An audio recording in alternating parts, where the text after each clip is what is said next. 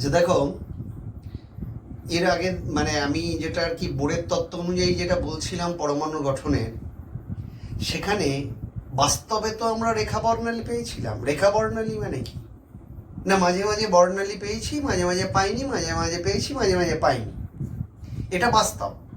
সেইটাকে ব্যাখ্যা কেমন করে করা যাচ্ছে না, এইটা যদি নিউক্লিয়াস হয় আর এটা যদি দ্বিমাত্রিক কক্ষপথ হয় বোরের তত্ত্ব অনুযায়ী, তাহলে ইলেকট্রন যখন কেবলমাত্র উপর থেকে নিচে শক্তি স্তরে নামে তখনই কেবলমাত্র আমরা বর্ণালী পাবো।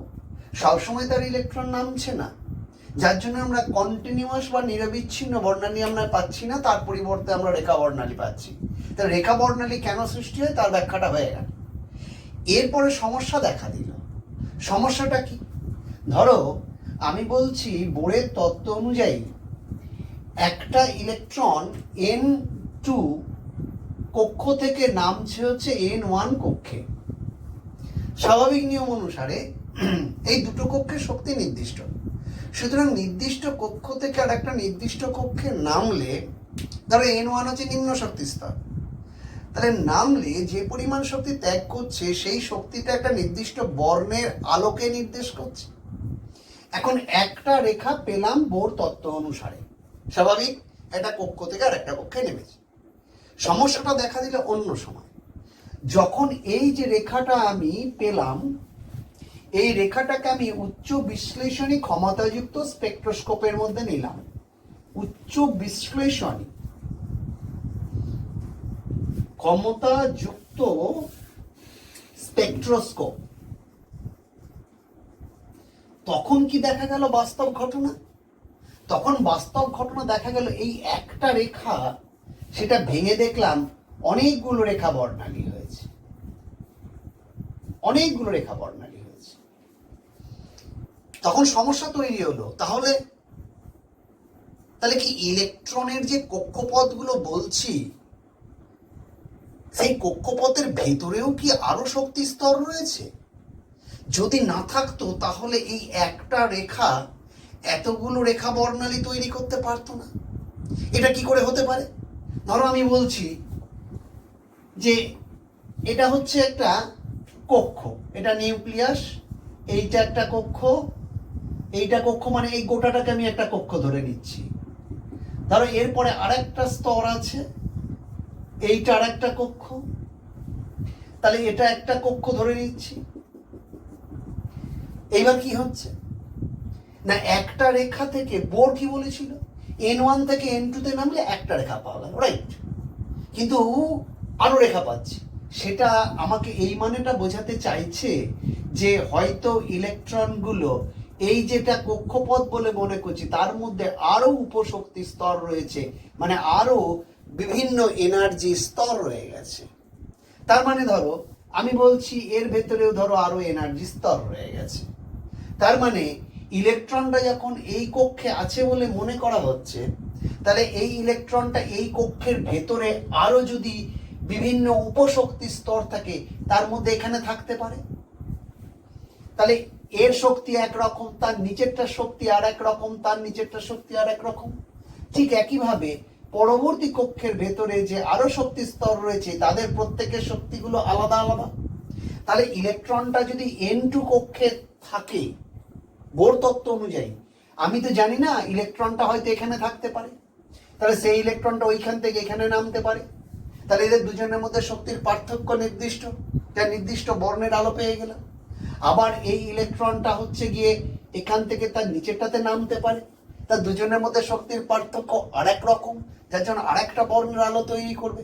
ঠিক একইভাবে এই ওপরেরটা এখানে নামতে পারে, তারপরেরটা এখানে নামতে পারে, এই রকম ভাবে ওরা দেখো বিভিন্ন বর্ণের আলো তৈরি করছে।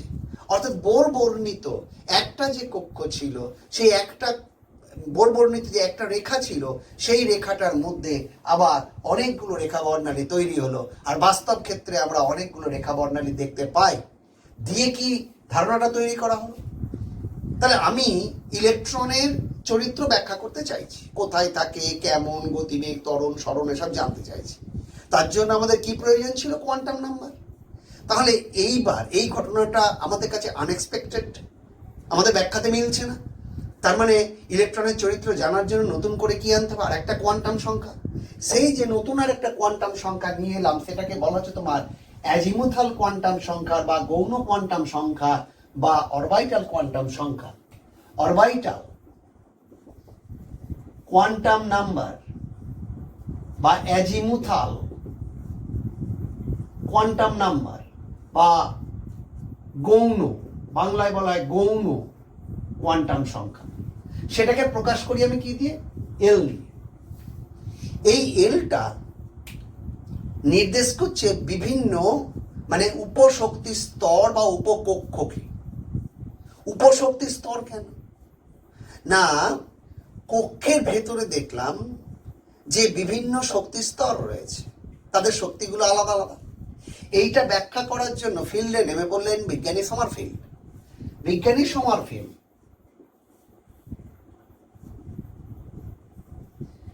সমারফিল্ড কি বললেন? বিজ্ঞানী সমারফিল্ড বললেন যে না, ইলেকট্রনগুলো নিউক্লিয়াসকে কেন্দ্র করে বৃত্তাকার পথে ঘুরছে, ঠিক না এটা। ইলেকট্রনগুলো নিউক্লিয়াসকে কেন্দ্র করে উপবৃত্তাকার পথে ঘুরছে। তাহলে যখন উপবৃত্তাকার পথ হবে, তাদের পরাক্ষ উপাক্ষ দুটো থাকবে। তাহলে এই যে এল, যেটাকে গৌণ কোয়ান্টাম সংখ্যা বলা হয়, তুমি খেয়াল করে দেখো, এই একটা পজিশন, এই একটা অবস্থান, দুটো অবস্থানের পরাক্ষ উপাক্ষ চেনো। এইবার দেখো, এইটা যদি আমার এক্স হয়, এটা যদি আমার ওয়াই হয়, তাহলে এল এর মান বলছে এক্স বাই ওয়াই। এই জিনিসটা উপশক্তি স্তর রয়েছে যেটা কক্ষের মধ্যে অনেকগুলো, তাদের আকৃতিগুলোকে এরা নির্দেশ করছে। আর আকৃতিগুলো যদি তোমার ভিন্ন হয়, তাহলে প্রত্যেকের শক্তিগুলো ভিন্ন হবে, যার জন্য এই উপশক্তি স্তর কথাটা আমরা আনতে পেরেছি। খেয়াল করে দেখো, বলছেন এল এর মানটা হবে 0 to n minus 1। 0 to n minus 1। এল এর মানটা নির্ভর করছে কত নম্বর কক্ষ। যদি এন এর ভ্যালু ধরো আমি বলছি 4 হয়, সে এন এর ভ্যালু 4, এন এর ভ্যালু যদি 4 হয় মানে 4 নম্বর কক্ষ। তাহলে 4 নম্বর কক্ষের ভিতরে কতগুলো উপকক্ষ বা উপশক্তি স্তর রয়েছে, সেগুলো কতগুলো হবে না, এল এর মান হবে 0 to n minus 1 মানে 4 minus 1 that equal to 0 to 3। তাহলে 0 to 3 মানে কত? 1 2 কভার করে গেছে। তাহলে মনে রাখবে, যত তম কক্ষ তার মধ্যে উপশক্তি স্তর বা উপকক্ষের সংখ্যা হবে ততগুলো। উপশক্তি স্তর কেন বলছি না, উপবৃত্তাকার পথে ইলেকট্রন ঘুরছে একটা কক্ষের ভিতরেই, কিন্তু উপবৃত্তগুলো বিভিন্ন জনের ক্ষেত্রে বিভিন্ন রকম হবে, সেইটা ব্যাখ্যা করছি এই ফর্মুলাটা দ্বারা। উপশক্তি মানে উপকক্ষগুলো মানে উপবৃত্তগুলো যদি ভিন্ন ধরনের হয়, উৎকেন্দ্রিকতা যদি আলাদা আলাদা হয়, তাদের শক্তিগুলো আলাদা আলাদা হবে, যার জন্য তাদেরকে আমি বলবো উপশক্তি স্তর। দেখো, তাহলে এল এর মান 0, এর নাম দেওয়া হয়েছে এস উপকক্ষ, পি উপকক্ষ, ডি উপকক্ষ, এফ উপকক্ষ। এইরকম ভাবে এল এর মানের উপর নির্ভর করে উপকক্ষের নামগুলো দেওয়া রয়েছে। এবার খেয়াল করে দেখো, এল এর মান ধরো আমি কথাই বলছি y ইকুয়াল টু কত হবে? x by L. তাহলে দেখো, এল এর মান যত বাড়বে মানে কি, যত n এর কাছাকাছি যাবে, এল এর মান যত বাড়বে y এর মান তত কমবে। y এর মান তত কমবে, যদি আমার ক্ষেত্রফলকে 1 রাখতে হয় তাহলে x এর মানটা বাড়বে। তার মানে খেয়াল করে দেখো যে ধরো আমি বলছি এটা ছিল এল এর মান ছিল 0 ছিল, এইবার কি করছে, এল এর মান 1 মানে কি হয়েছে না, এল এর মানটা বেড়েছে। তাহলে এল এর মানটাকে বাড়লে ওয়াই এর মানটাকে কমতে হবে আর এক্স এর মানকে বাড়তে হবে। দেখো এই মানটা কমেছে, এইটুকু হয়েছে, আর এক্স এর মানটা কি হয়েছে, বেড়েছে। তাহলে এইরকম ভাবে ক্রমাগত যখন এল এর মানটা 0 থেকে এন এর দিকে যাবে, ততই উপবৃত্তটা খেয়াল করে দেখো ক্রমাগত চেঞ্জ করছে শেপটা, আকৃতিটা। দেখো এদিকটা কমছে, এদিকটা বাড়ছে। তাহলে এদের যেমন নামগুলো দিয়েছিলাম, তাহলে যেটা সবচেয়ে বেশি উপবৃত্ত, কারণ এল এর মান সবচেয়ে কম হলে ওয়াই এর মান সবচেয়ে বেশি সূচালো, তাহলে এইদিকে এল এর মান মানে ওয়াই এর মানটা যদি বেশি হয়ে যায়, এল এর মান কম, নাম দিয়েছি এস উপকক্ষ, তাহলে এই 4 নম্বর কক্ষের মধ্যে আমার 4টে যদি উপশক্তি স্তর থাকে, তাদের নাম বলবো, এটা হচ্ছে 4s উপকক্ষ, এটা হচ্ছে 4p উপকক্ষ, এটা 4d উপকক্ষ, এবং এল এর মান এন এর যদি কাছাকাছি হয়ে যায় তখন তারা প্রায় বৃত্তাকার হয়ে যায়, তখন সেটাকে বলা হচ্ছে তোমার 4f উপকক্ষ। তাহলে দেখো প্রত্যেকের কিন্তু আকৃতিগুলো কিন্তু পাল্টে পাল্টে গেছে, একই কক্ষের মধ্যে থাকে, 4 নম্বর কক্ষের মধ্যে এরা রয়েছে।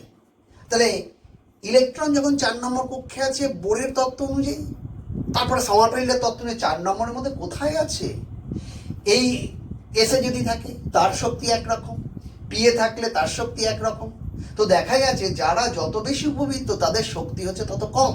তাহলে শক্তি হিসেব অনুযায়ী F greater than D greater than P greater than S. তাহলে এই উপশক্তি স্তর যেটা কক্ষের মধ্যে এই উপশক্তি স্তর বা উপকক্ষগুলো রয়েছে, সেই উপকক্ষগুলোর শক্তি আমি কেমন করে হয় সেগুলো আমি দেখালাম। তাহলে এইবার যেটা আমি প্রথমেই বলেছিলাম যে একটা রেখা বোর বর্ণিত রেখা থেকে অনেকগুলো রেখা পেলাম যখন তাকে উচ্চ বিশ্লেষণী ক্ষমতাযুক্ত স্পেকট্রোস্কোপের মধ্যে নিয়েছিলাম, তার ব্যাখ্যাটা হলো এইবার বোরের একটু ডিফেক্টটা বলে নি। বোর কাকে নিয়ে কাজ করেছিল না, কেবলমাত্র সিঙ্গেল ইলেকট্রন সিস্টেম, হাইড্রোজেন অ্যাটমে যেমন একটা ইলেকট্রন আছে, Li+2 যেমন নিউক্লিয়াসের বাইরে একটা ইলেকট্রন আছে, সিঙ্গেল ইলেকট্রন সিস্টেম নিয়ে কাজ করেছিল বোর, মাল্টি ইলেকট্রনিক সিস্টেম নিয়ে কাজ করতে পারেনি। আর বোর যে কক্ষের ধারণাগুলো দিয়েছিলেন সেই কক্ষগুলো ছিল 2 ডাইমেনশনাল, অর্থাৎ দ্বিমাত্রিক, অর্থাৎ প্লেন টাইপের, এক্স অক্ষ ওয়াই অক্ষ দুটো আছে, তার মধ্যে ইলেকট্রনগুলো ঘুরছে। কিন্তু বাস্তব ক্ষেত্রে ইলেকট্রনগুলোর মধ্যে ঘোরে না, ইলেকট্রনগুলো ত্রিমাত্রিক এলাকায় ইলেকট্রনগুলো ঘোরে। সুতরাং এটাও হচ্ছে গিয়ে বোরের একটা ডিফেক্ট। আর বোরের কি না, একটা রেখা তৈরি করেছিল যখন ইলেকট্রনটা একটা কক্ষ থেকে আরেকটা নির্দিষ্ট কক্ষে নামছিল, কিন্তু সমারফিল্ডের তত্ত্ব অনুযায়ী তোমার হচ্ছে গিয়ে অনেকগুলো রেখা বর্ণালী তৈরি করলো। এইবার দেখো, তাহলে সমারফিল্ড থেকে আমরা উপকক্ষের ধারণাটা পেয়ে গেলাম। এইবার তাহলে এটা হচ্ছে বোর, এটা হচ্ছে সমারফিল্ড, এখানে হচ্ছে মুখ্য কোয়ান্টাম সংখ্যা, এখানে হচ্ছে গৌণ কোয়ান্টাম সংখ্যা, এ দিল কক্ষ, এ দিল উপকক্ষ। এইবার হলো কি, এদের মধ্যে একটা রেখা, মানে আমি যদি হাইড্রোজেন পরমাণুটাকে আমি যখন চৌম্বক ক্ষেত্র বা তড়িৎ ক্ষেত্রের মধ্যে নিলাম, আগে চৌম্বক ক্ষেত্রটা বলে নি, তাহলে হাইড্রোজেন পরমাণুকে যখন আমি চৌম্বক ক্ষেত্রের মধ্যে নিলাম তখন সমারফিল্ড বর্ণিত যে রেখা বর্ণালী ছিল তার মধ্যে একটা রেখা, সেই রেখাটাও আবার অনেকগুলো বর্ণালীতে ভেঙে গেল, অর্থাৎ একটা থেকে আবার অনেকগুলো বর্ণালী হয়ে গেল। তাহলে একটা থেকে যখন অনেকগুলো বর্ণালী হয়ে গেল তখন সমস্যা আরো বেড়ে গেল। আরে তাহলে ইলেকট্রনটা কোথায় আছে, কিভাবে আছে? তাহলে চৌম্বক ক্ষেত্রের মধ্যে পরমাণুটাকে নেওয়ার ফলে সমারফিল্ড বর্ণিত রেখা বর্ণালীর একটা রেখার আবার বিভাজন হয়ে গেল। তাহলে চৌম্বক ক্ষেত্রের কোনো একটা ফাংশন আছে নিশ্চিত। এই ঘটনাটাকে বলে জিম্যান এফেক্ট। জিম্যান এফেক্ট। ঠিক একইভাবে ওই হাইড্রোজেন পরমাণুকে যদি তড়িৎ ক্ষেত্রের মধ্যে নেওয়া হয় তাতেও দেখলাম আমি যে সমারফিল্ড বর্ণিত যে রেখা বর্ণালী, সেই রেখা বর্ণালী একটা রেখা, তারও আবার ভেতরে অসংখ্য রেখা বর্ণালী রয়েছে, সেটাকে বলা হচ্ছে স্টার্ক এফেক্ট। Starc effect. তাহলে তড়িৎ ক্ষেত্র প্রয়োগ করে এই যে ঘটনাটা ঘটলো একটা স্টার্ক এফেক্ট, আর চৌম্বক ক্ষেত্র প্রয়োগ করে যে ঘটনাটা ঘটছে সেটাকে বলা হচ্ছে জিম্যান এফেক্ট। এখন ঘটনা হচ্ছে এটা ব্যাখ্যা করতে হবে। ব্যাখ্যাটা কিরকম হলো, বলছে এই যে উপকক্ষ বা উপশক্তি স্তর যেটা 2 ডাইমেনশনাল এতে ছিল, মানে দুটো ডাইমেনশনে ছিল। এইখানে একটা নতুন কথা তোমাদের সামনে আমি আমদানি করব। কিরকম না, এই উপকক্ষগুলো চৌম্বক ক্ষেত্রের প্লাসের দিক মাইনাসের দিক, অর্থাৎ এই উপশক্তি স্তর বা উপকক্ষগুলোর বিভাজন হবে। কিরকম বিভাজন হবে না, ইলেকট্রনগুলো দেখা যাবে চৌম্বক ক্ষেত্রের দিকে একরকম এলাকা দখল করছে, আবার চৌম্বক ক্ষেত্রের বিপরীত দিকেও আর এক ধরনের এলাকা দখল করছে। সুতরাং তাদের চরিত্রগুলো কি হবে? আলাদা আলাদা হবে, তাদের শক্তিও আলাদা আলাদা হবে। অ্যান্ড প্রশ্ন হচ্ছে, যখন কথাটা উঠল যে ইলেকট্রনের এলাকা, এলাকা মানে এতক্ষণ তো করছিলাম ইলেকট্রনটা কতটা দূরে রয়েছে, নিউক্লিয়াস থেকে এত দূরে রয়েছে, আমরা তাকে চিনতে পাচ্ছি, তার এনার্জি ক্যালকুলেশন করতে পারছি। তাহলে এখন এলাকা কথাটা এলো কি করে? এলাকা কথাটা এলো কি করে সেটা ব্যাখ্যা করার জন্য আমি হাইসেনবার্গের আনসার্টেনিটি প্রিন্সিপালটা ইউজ করছি। হাইসেনবার্গের অনিশ্চয়তা সূত্র, অনিশ্চয়তা, হাইসেনবার্গ অনিশ্চয়তা নীতি, সেটা কি? প্রথমে দেখো এই এসছিল কোত্থেকে না, ধরো এই এত সমস্যা হচ্ছে দেখে কেউ বললাম যে দূর দূর দূর ওই ইলেকট্রনকে দেখতে হবে, ও কেমন, ওকে দেখতে কেমন, ওর গতিবেগ কেমন দেখবো আমি। কি দিয়ে? না, ইলেকট্রন মাইক্রোস্কোপ দিয়ে দেখবো। বেশ ভালো কথা। তাহলে কোনো কিছুকে একটা দেখতে গেলে তার উপরে আলো ফেলতে হবে, আলোটা প্রতিফলিত হয়ে মাইক্রোস্কোপের মধ্য দিয়ে আমাদের চোখে আসলে তবেই তো তাকে আমি দেখতে পাবো। কিন্তু একটা অদ্ভুত ব্যাপার হলো, হয়তো আমি রেডি হলাম, মনে করলাম ইলেকট্রনটা এখানে আছে, মাইক্রোস্কোপকে ফিট করে রেডি হয়ে রইলাম, দেখবো। যেই আলো পড়লো, আলো এখান দিয়ে যাওয়ার কথা, দেখলাম আমি তাকে দেখতে পেলাম না। কেন না, এই যে ফোটন কণা, এই ফোটন কণা যখনই ইলেকট্রনের উপর এসে পড়লো, ইলেকট্রন ওখান থেকে ছিটকে পালালো। আমি ভাবলাম হয়তো আমার পরীক্ষায় কিছু ত্রুটি হয়েছে, আবার আমি সেট করলাম, আবার দেখতে গেলাম, একই ঘটনা ঘটল। তখন হাইসেনবার্গ বলল যে অবপারমাণবিক কণিকা, নিউট্রন, প্রোটন, ইলেকট্রন, এই অবপারমাণবিক কণিকার ক্ষেত্রে একই সঙ্গে তার অবস্থান এবং তার ভরবেগ দুটোই নির্ণয় করা সম্ভব নয়। একই সঙ্গে অবস্থান এবং ভরবেগ, অর্থাৎ যখন এখানে ফোটন কণাটা ধাক্কা মারলো, তখন এ কোথায় গেল আমি জানি না। তাহলে অবস্থানের অনিশ্চয়তা। এর গতিবেগটা কত হলো, এতটা ভর রয়েছে, তাহলে গতিবেগ কত হলো মানে কি, ভরবেগ কত হলো আমি জানি না, পুরোটাই আনসার্টেন। তাই হাইসেনবার্গ একটা অনিশ্চয়তা নীতি উনি প্রতিষ্ঠা করলেন। উনি বললেন যে ডেল্টা এক্স, এইটা হচ্ছে গিয়ে অবস্থান অনিশ্চয়তা, অবস্থান অনিশ্চয়তা, এটা হলো অবস্থান অনিশ্চয়তা। আর ডেল্টা পি, এটা হচ্ছে গিয়ে তোমার ভরবেগ অনিশ্চয়তা।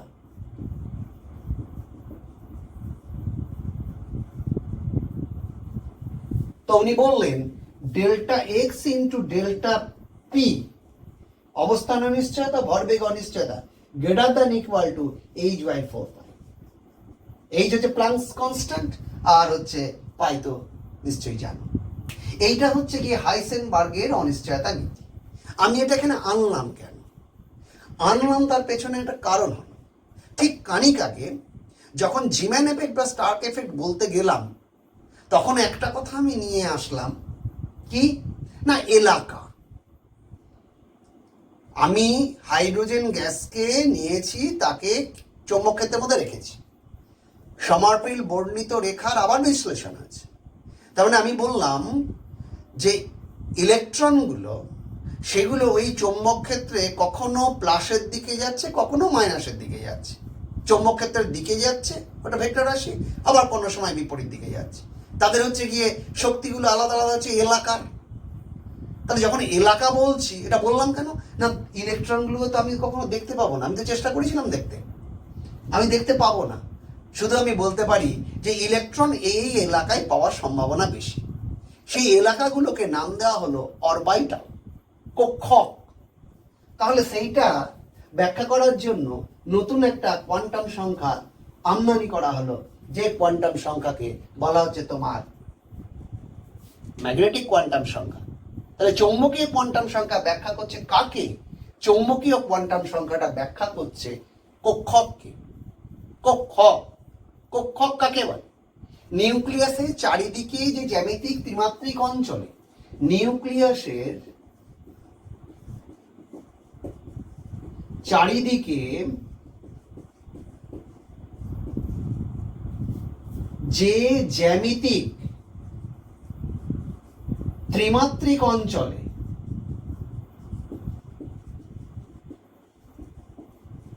ইলেকট্রন পাওয়ার সম্ভাবনা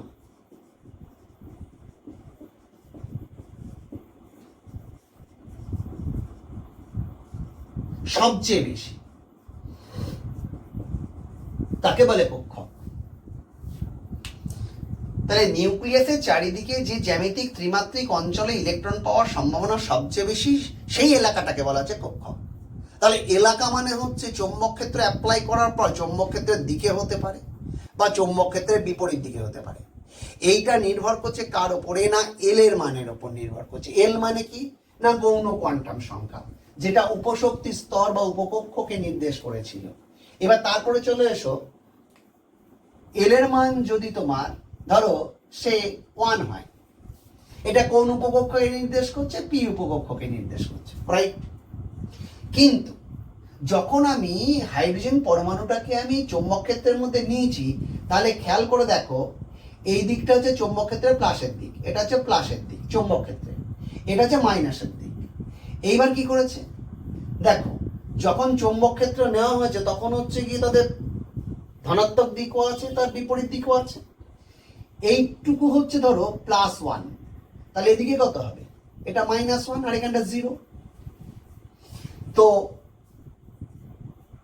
এল যদি 1 হয় তাহলে এম এল এর মান হবে +-1। স্বাভাবিক, একটা +1 মানে কোন দিকে? ম্যাক্সিমাম প্লাসের দিকে। -1 মানে কি? ম্যাক্সিমাম অপোজিট দিকে। তাহলে তাদের মাঝে কে থাকবে? তাহলে +1 0 -1, এইটা হচ্ছে যেখানে ক্ষেত্র প্রাবল্যটা প্রয়োগ করছো সেইটা। এইবার দেখো, আমি যদি একটা ঘড়ির কাঁটার মতন এরকম দাঁড় করাই, তাহলে কিভাবে এদের বিশ্লেষণটা হচ্ছে? এরকম ভাবে বিশ্লেষণটা হচ্ছে, এরকম ভাবে বিশ্লেষণটা হচ্ছে।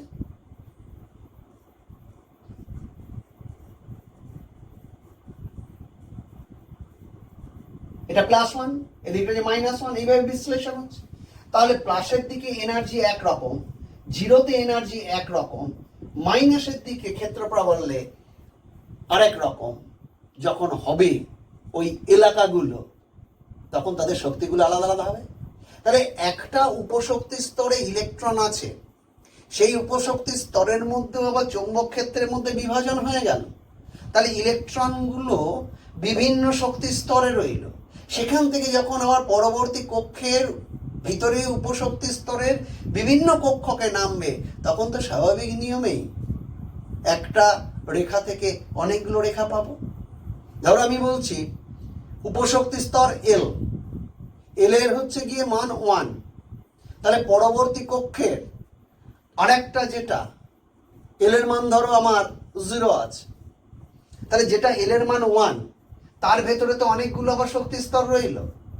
এল মানে 1 এ থাকা মানে L equal to M L equal to +1 0 -1 কোনো একটা তো থাকা।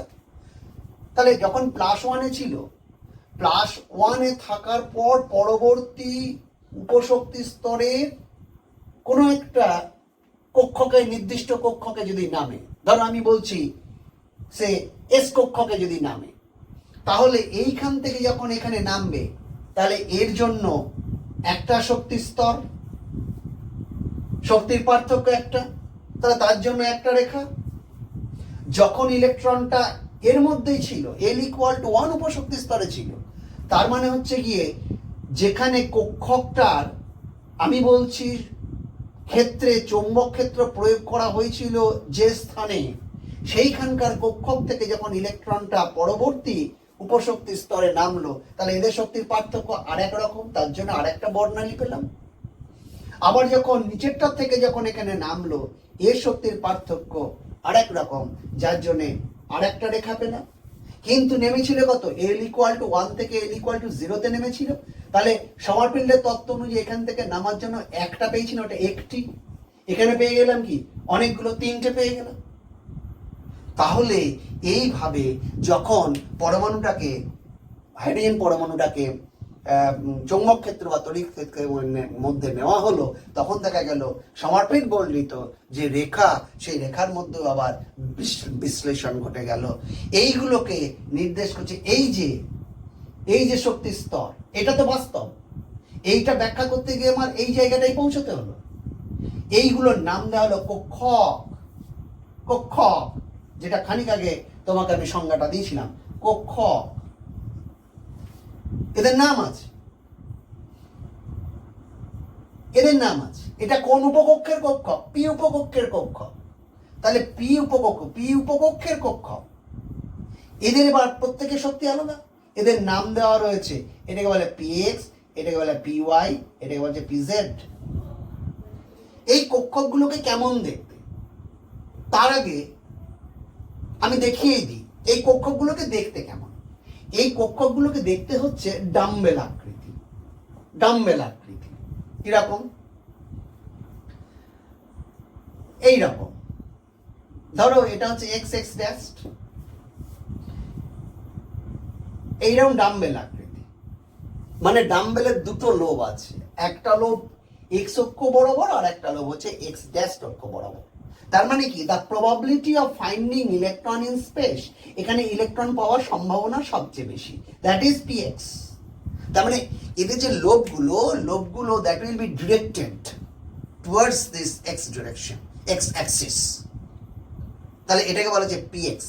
বিষয়টা তুমি ভেবো না যে এইরকম মধ্যেখানটা একদম জিরো হয়ে আছে, বিষয়টা এমনটা না। ধর একটা বেলুন নিয়েছি, আমি একটা বেলুনের মধ্যেখানটাকে একটু প্রেসার দিতে দিতে বেলুনের মধ্যেখানটাকে একটু দাবিয়ে দিয়েছি, মানে নিচু করে দিয়েছি।